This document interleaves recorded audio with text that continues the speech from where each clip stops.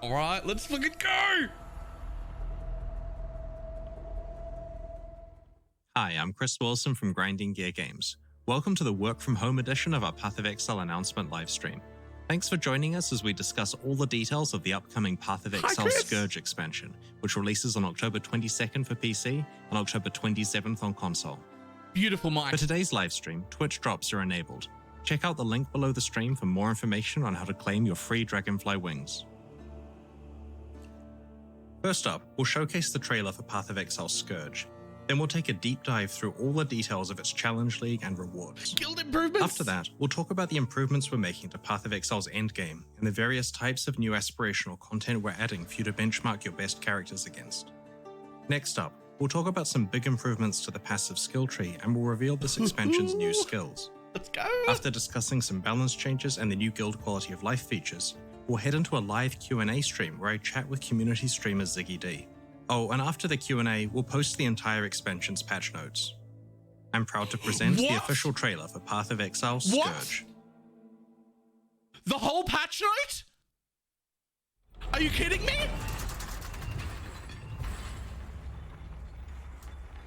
Okay, mod team, after this whole thing, we're all getting on Discord. The innocent were first to die.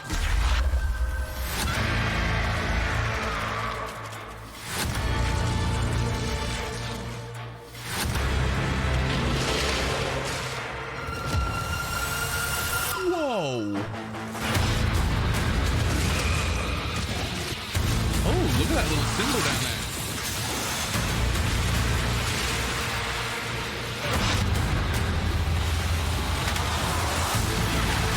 They approach your world, your Raycast.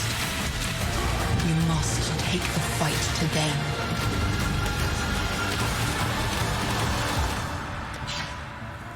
Embrace the power of chaos. What? Become more than mortal. Face the nightmare. What?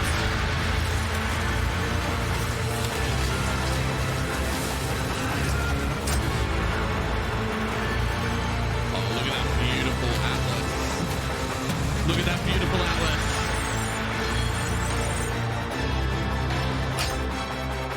What? What?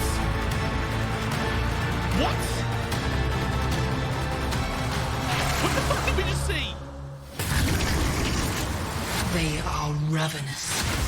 Oh, I can only get so They high. are endless. They are. What is going on?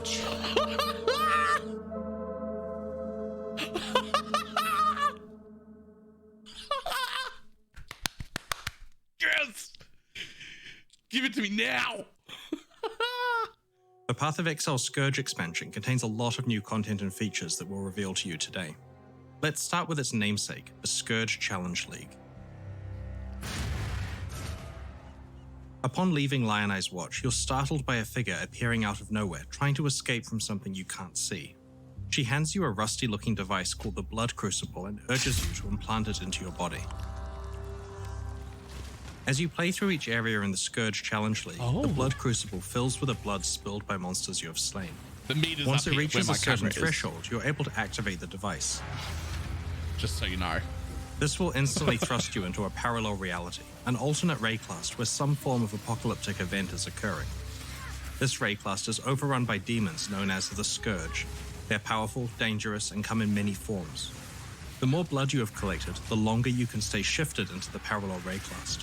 But the longer you stay, the more damage you'll take.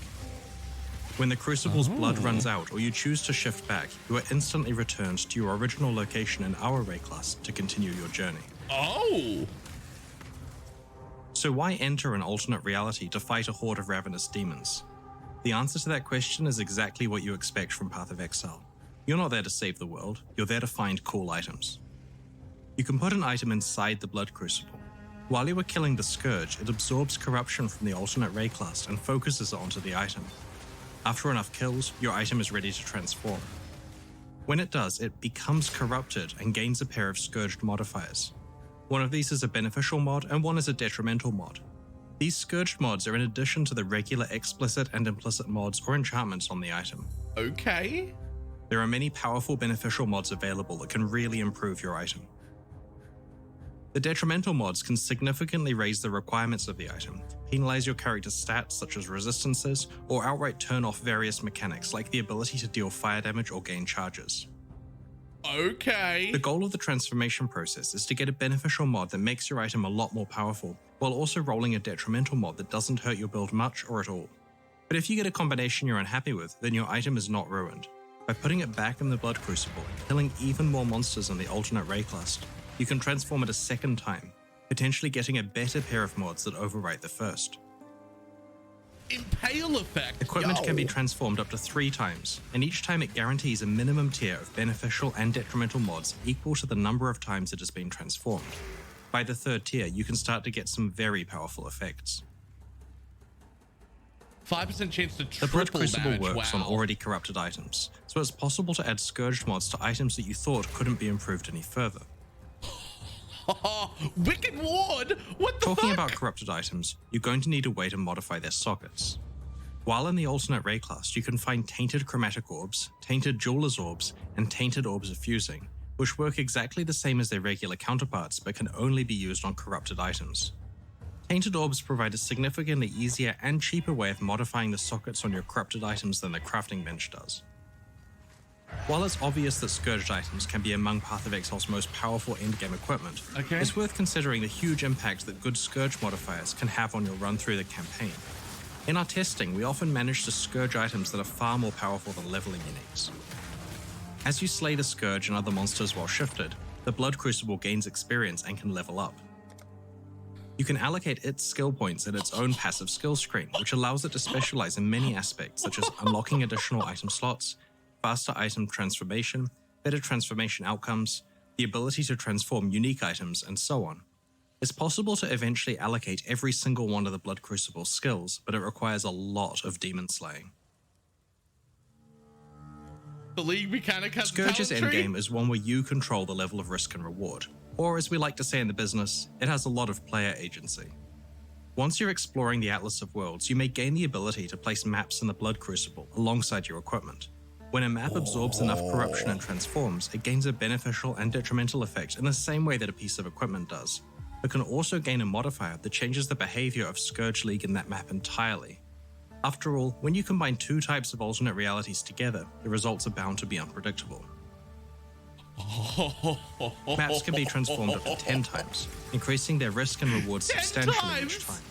When a map is transformed a second or subsequent time, there's a chance that the new beneficial or detrimental modifiers stack alongside the existing ones, enhancing their power, or a chance that new modifiers are added.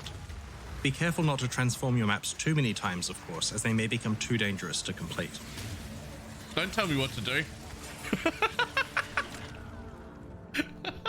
Path of Exile Scourge introduces 6 new unique items, of which 3 have been added to the core drop pool and 3 can be found in specific aspirational content that we'll reveal later in the livestream.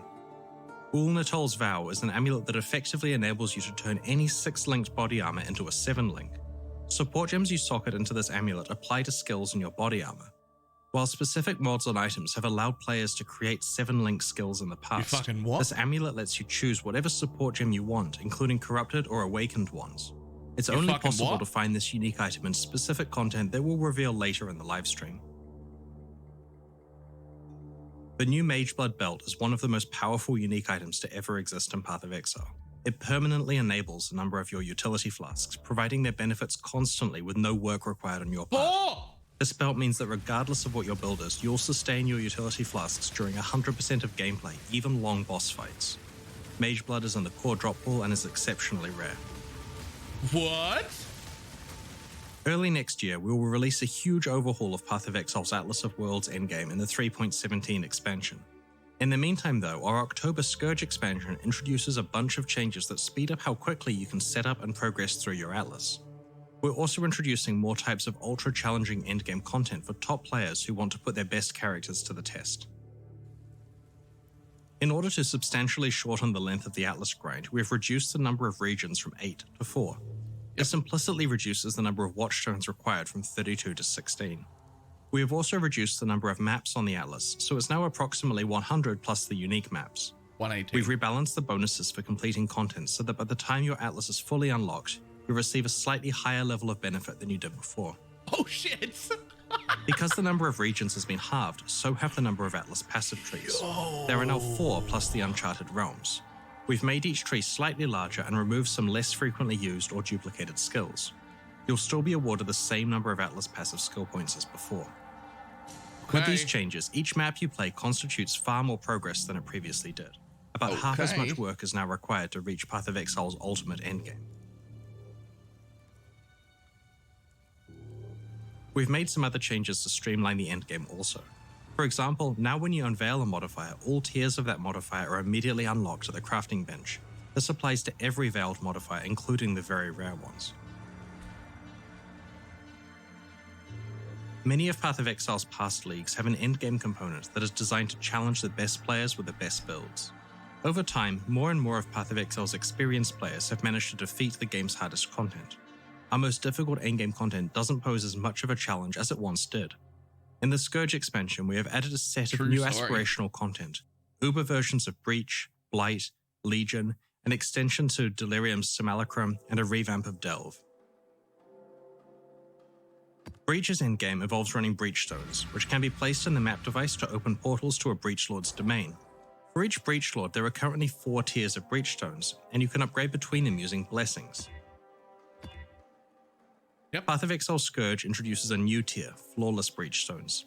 These can't be obtained via blessings, but are instead found in the Maven encounters where you fight the Breach Lords in their most challenging forms. These Flawless Breach Stones require a substantially more powerful character to complete, but have rewards appropriate for their difficulty. Existing Breach Stones now have 2 random modifiers, from a pool that doesn't include build disabling ones, such as not being able to leech. And the new Flawless Breach Stones have 4 of these modifiers, which represents a significant jump in difficulty. They can drop special versions of the Grasping Male body armor, which has a specific fractured modifier themed around the Breach Lord of that domain. The Ulnatol's Vow unique amulet we revealed earlier can only be obtained through Flawless Breach Stones. All Breach Stones have been modified so that the items you earn from monsters are now dropped in the spiral at your feet when you complete or fail the event. In addition, rare monsters and Breach domains drop an additional random reward types such as Scarabs, Maps, or Divination cards, with Flawless Breach Stones adding 2 additional reward types. All Breach Stones are far more rewarding than before. Look, if you need a blowjob, I will. Blighted maps were previously our pinnacle Blight content and could be anointed up to 3 times to increase their difficulty and rewards. In the Scourge expansion, while you're playing Blighted maps, you may find a Blight Ravaged map. These have increased monster difficulty and are always monster level 85. They can be anointed up to 9 times with up to 3 of any one type of anointment. These incredibly challenging encounters can also yield one of Scourge's powerful new unique items. In Legion, you can combine up to 5 timeless emblems to enter the domain of timeless conflict. Oh my god, look While at them. playing the domain in this expansion, you can find unrelenting emblems, which can be mixed and matched with timeless emblems for a substantially more challenging and rewarding encounter. Delirium's Simulacrum encounter has been extended, with 10 additional waves of combat. As you can expect, these extremely difficult extra waves are very rewarding and feature escalating chances for a Delirium boss to spawn. With each wave you play, the Simulacrum now has increasing chances of dropping Cluster Jewels and past Wave 20 Delirium unique items. Previously, you could only get a maximum of 1 Delirium unique item per Simulacrum, but now you can walk out with multiple high-value items such as Voices. Simulacrums not only represent a lot more value now, but also an opportunity to truly test your character against some of Path of Exile's hardest content. In addition, Delirium Orbs are now a lot more common, and Delirium's rewards have been improved due to less popular ones like Prophecy and Talisman being removed entirely. Yes! Yes! We've made quite a few changes to Delve in the Scourge expansion. The first change is that we have completely rebalanced the entire thing so it's just more rewarding and more challenging at earlier depths. In general, monsters scale to have more life but less damage than before. We've improved monster skills and biome modifiers to make deeper depths more challenging to go with their better rewards. Due to these changes, we've wiped the standard Delve ladders but have retained your previous depth on your characters. To get back on the ladder, just play at whatever depth you were still able to complete. We've also improved the Delve catch-up mechanic. Previously, if you entered Delve for the first time at level 90, you'd be taken to a depth that is the equivalent of Tier 1 maps. Now we'll be taken to the equivalent of Tier 13 maps. This means that if you want, you can essentially ignore Delve until the late game rather than having to play as you go. Yes! We've increased the base sulfite cap from 600 to 1200. Underground cities are now more common and you'll encounter bosses more often, including all. You can rarely find fractured items with Delve modifiers on them. We've also increased fossil and resonator availability throughout the Azurite mine. Fossil availability outside of Delve has been reduced. All resonators drops are now chaotic resonators, with alchemical resonators not dropping anymore. We've also improved the least powerful fossils. It has been a long time since we've done a big rework of Path of Exile's iconic passive skill tree. So good! The Scourge expansion includes quite a lot of changes, and before I list them, I want to emphasize that our goal here has been to keep the tree as similar to before as possible. All of your years of muscle memory will not be wasted. The tree will still feel like the back of your hand, despite our changes. While planning this rework, we examined every aspect of the passive skill tree. We reviewed and improved each of the tree's class start areas, we added new clusters of skills, improved existing ones, and concentrated power more directly on each skill's primary function. The process of doing this identified that many passive skills had niche stats that didn't matter to most characters or distracted away from the purpose of what the skill was trying to do. When we took niche stats away from the skill, we buffed the primary function of the skill so that it was more concentrated on one purpose. While I'm sure that powerful passive skills sound great to you, you're probably wondering what happened to all of those niche stats. You see, while we were doing this revamp, we realized that specific build-enabling niche stats appearing in specific locations on the tree actually constrained players' passive builds in quite severe ways. Players who wanted to get several specific niche stats often had little flexibility with the rest of their tree because they had to plan around getting to the specific clusters that had those niche stats in them. We decided we wanted to solve both problems at once here, to move niche stats off the main tree, but also to provide a way to get them, preferably from many different locations all over the passive skill tree. And that's how we came up with a passive masteries system. Outside of the class start locations, all passive skill clusters that have a notable passive in them now contain a passive mastery. When you allocate the first notable passive in each cluster, a mastery becomes available to allocate in that cluster. When you spend a passive skill point on the mastery, you can choose a specific stat to gain. This list is shared with all the clusters on the tree that have the same theme, so you can travel to any of them to get the stat you want. As you allocate a mastery stat, it's crossed off the list for that theme. Oh my god! This mastery system has essentially let us add hundreds of powerful new notable passives that you can access from all over the tree. In addition to the stats that we moved into masteries when consolidating power on the rest of the tree, we got to come up with a bunch of new interesting niche stuff to enable even more builds. We've also rebalanced a few keystone passives, changed the locations of some, and added 6 new keystones to the tree. Overall, Path of Exile's passive skill tree is now a lot more powerful, with concentrated power coming from core passives, and a selection of build-enabling niche stats available on masteries for you to pick between. Holy shit, guys! Path of Exile Scourge introduces a whole variety of new skill gems with many different purposes. 2 of them are new concepts unlike anything we have done before. These ones are designed to immediately create entirely new builds that have a lot of potential. There's also a utility skill that will help characters stay alive, a variation on an existing skill gem, and 6 new gems designed for party play. Let's go through the new skills. Energy Blade is a new skill that transforms your melee weapons into, well, energy blades. A large portion of your energy shield is converted into the lightning damage that these blades deal. This opens up an entirely new melee energy shield archetype, where you want to stack as much energy shield as possible to get the most powerful blades you can. Conveniently, the defenses rework in this expansion is very compatible with this plan. Excuse me? Temporal Rift is a new utility skill that allows you to rewind your character's state by 4 seconds. After activating the skill, it starts storing your position, life, mana, and energy shield values every quarter second. When you use the skill again, you will rerun back to 4 seconds ago. The build shown here uses the Forbidden Rite skill introduced in the last expansion. This skill does a lot of damage, but also hurts the caster when used. Temporal Rift allows this player to snapshot their full life orb, cast Forbidden Rite a lot, and then revert back to full life to keep casting.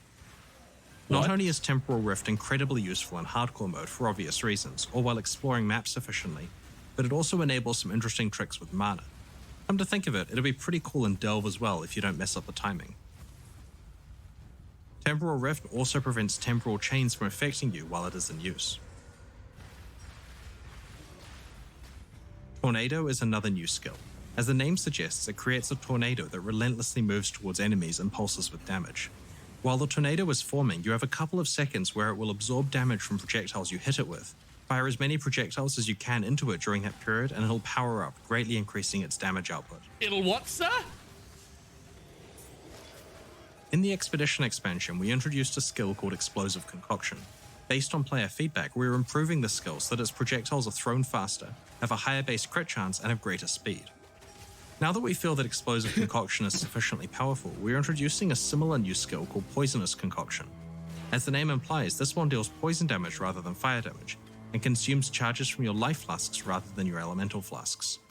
Poisonous Concoction scales its damage based on how much life the consumed flasks recover, which encourages you to craft your flasks to take advantage of this.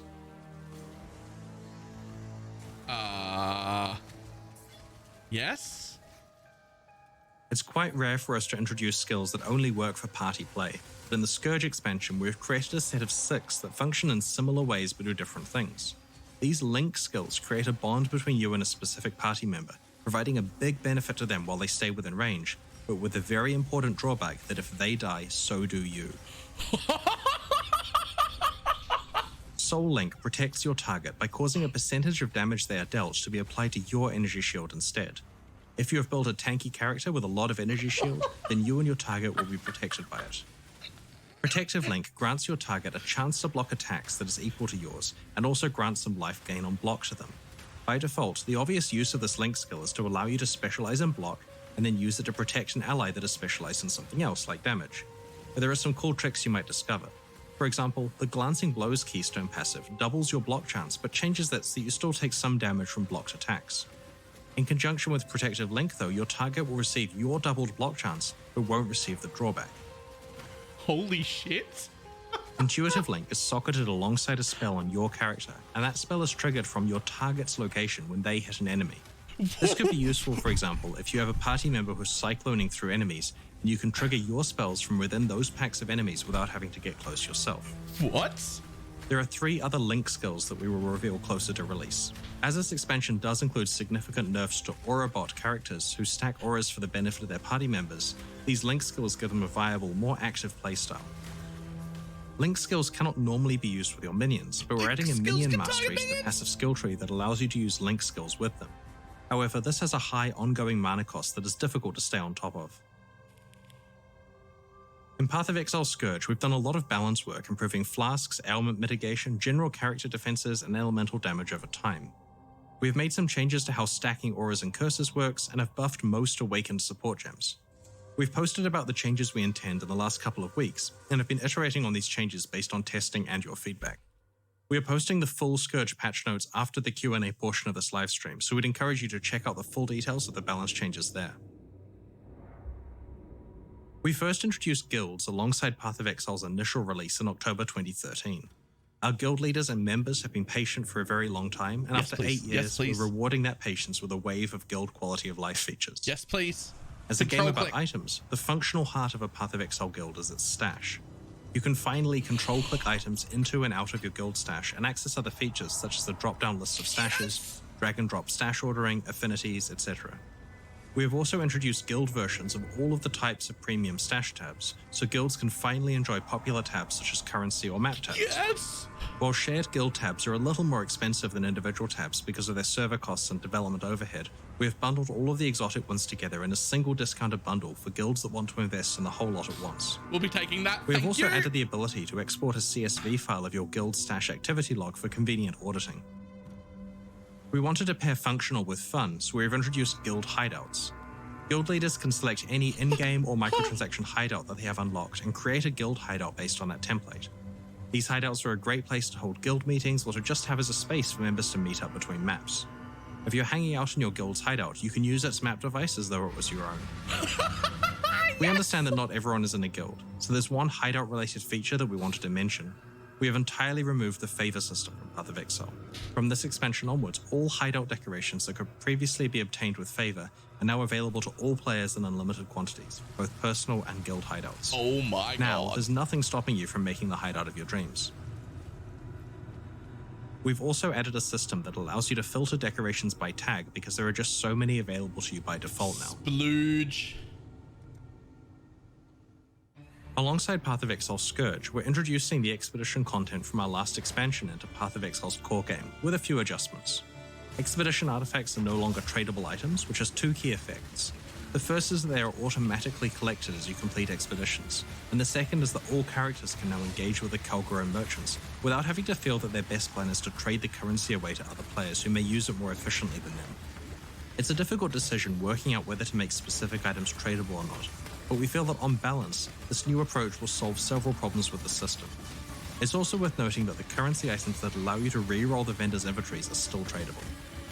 You'll start finding expeditions from Act 6 onwards. There's an 8% chance for a map to contain an expedition, and they can be further augmented through investment in the appropriate Atlas passive skill tree. As we move new leagues to core, we will replace outdated obsolete content. In this case, Expedition replaces Perandus. Details are in the patch notes. Good. Perandus is garbage anyway. Perandus is bad. I'm okay with that. While clicking on items is a critical part of playing an action RPG, there's a fine line before it becomes a chore, and we're trying hard to make sure that clicks on items come with appropriate reward. Expedition artifacts being automatically picked up isn't the only improvement we're making to reduce unnecessary clicks in this expansion. Please. In order to make sure that each stack of currency items is worth a click, we're trying out a system where currency items drop less frequently, but in larger stack sizes. Yes! For example, Scrolls of Wisdom in the late game might drop 1/10 of the time, but when they do, it'd be in stacks of 6 to 14. This means that the click that you will make will gain you a much more meaningful amount of currency at once. We have applied this to many different types of currency items, and the effect of the system gets larger as you get further into the game. Pop off, Queen. In Let's addition, go. we've had a look at instances where item drops happen simultaneously, and we've made it so that items that can drop in stacks will automatically do so. This includes at the end of delves, incursions, rituals, blight encounters, breach zones, and the simulacrum. We have also applied this approach to many chests and areas like splinter drops throughout Path of Exile. Before we move on to our final announcement and live Q&A, let's have a quick look at the new set of supporter packs that are available right now to celebrate the launch of Path of Exile Scourge and help fund ongoing development of Path of Exile. Based on player feedback, we've increased the value of the $30 and $60 supporter packs by adding $5 worth of points to each one. This means that you now receive the full value of what you spend in points, with the new sets of exclusive cosmetic microtransactions on top. These include armor sets, weapon skins, portals, shields, and helmet attachments. The Ancient Dread pack contains an exclusive pair of wings, and the Intrepid Liege pack contains an exclusive pet. These new packs each have 3 value tiers that you can upgrade between within their respective series. Thank you so much for your support. Purchases of these supporter packs make expansions like Scourge possible. Shortly we'll begin our Q&A and we'll answer your burning questions. But first, we have another quick announcement to make. In stream will go in the towards Expedition League, we teamed up with packs. Twitch rivals to run our first ever Path of Exile Royale live tournament. This event saw our favorite content creators teaming up in pairs to compete for awesome prizes. We're excited to announce that following the launch of Path of Exile Scourge, we're doing it again. This time around, competitors will compete alone, but we've added a unique twist. Towards the end of the match, surviving players may encounter a brutal but rewarding boss fight, which could have significant strategic implications for how they play the match. There's $30,000 of cash on the line alongside some of Path of Exile's best microtransactions. Tune in on October 28th at twitch.tv/twitchrivals to see who will decimate their competition. Can I be in that? Is there a reason I couldn't be? I wasn't that in the concludes last the reveal one. I would portion like of to this be in live that, stream. please. Keep an eye on our news next week as we reveal more details about the Scourge expansion. In the meantime, these reveals are already live on YouTube for you to link to your friends in case they missed the live stream. Please do so and join us as we battle the Scourge alongside you next week. It's now time for the Q&A. If you have any questions about what we've shown you today, please get them ready because I'm about to be joined by Ziggy D as we answer your questions from Twitch chat. So and many after that, we'll be questions. What do posting I the do full about Path this of Exile erection? Scourge patch notes. That's my first question.